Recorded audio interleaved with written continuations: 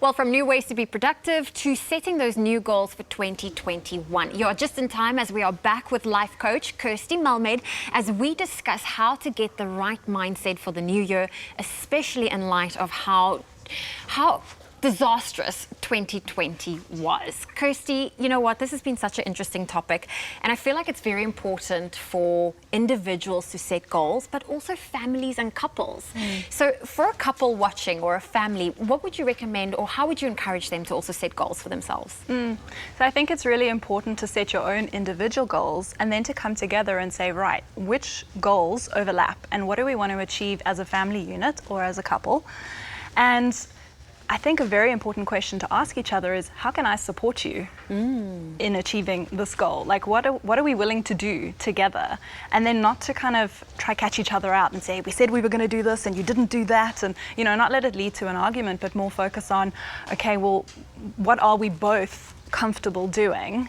And then how can we support each other with that? I love that. And I have a friend who is married, and so her and her husband every year have a list of their own individual goals. And then they also have couple goals and home goals, which is quite sweet as well, like some of the renovations they want to do. Now, I know that after the year we've had, 2020 is something I think a lot of us just want to write off and forget about.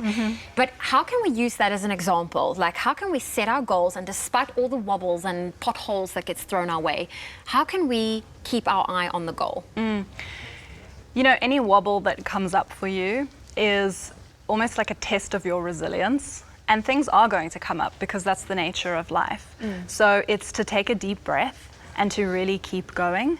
And also, you know, with all the challenges that have already been, you managed to get through those and you managed to get to where you are today, which means that you can keep going, you can keep focusing, you can keep taking one step at a time.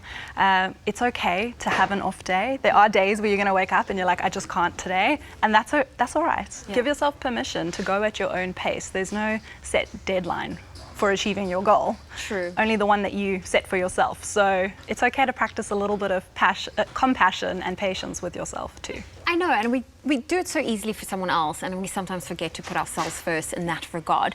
Now, Kirsty, I know that you are a life coach, and this is something you're super duper passionate about. So with everything that 2020 had brought, that unpredictability, how can you encourage someone to, you know, maybe take that chance or to start something new? Like, what advice would you give them? Pandemics aside, any kind of change that you try and implement. So in other words, anything that you do that is outside of your comfort zone is going to feel scary. But the problem is, if you do what you've always done, you'll get what you've always gotten. So you have to be brave. Take a really deep breath and be really brave to step outside of that comfort zone. And that's what I empower people to do, to be brave, to start living life authentically, not according to what they think everybody else expects them to be and do, but according to what's in their own hearts. And what is very important with that is to have a support system. So whether it's a loved one or a professional such as myself, having someone to lean to when you are having a bad day, when that self-confidence is taking a dip, is so important, because that person can hold the positive belief for you and kind of give you that gentle, loving push.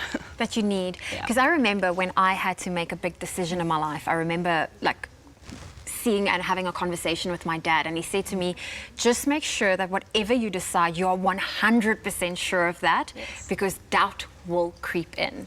And it did, and I'm so happy I was able to lean on him for that, like you said, that support system. But I have to say, Kirsty, thank you so much for joining us today. You're welcome. This has been very insightful. And is there anything else that you just want to, like some parting wisdom you would love to say for anyone as we approach this new year?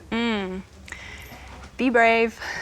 Be kind, take it one step at a time, keep breathing, you can do this. Well, there we go. You can definitely do this. Kirsty Malmed joining us on your Feel Good Breakfast Show as we kickstart this brand new year.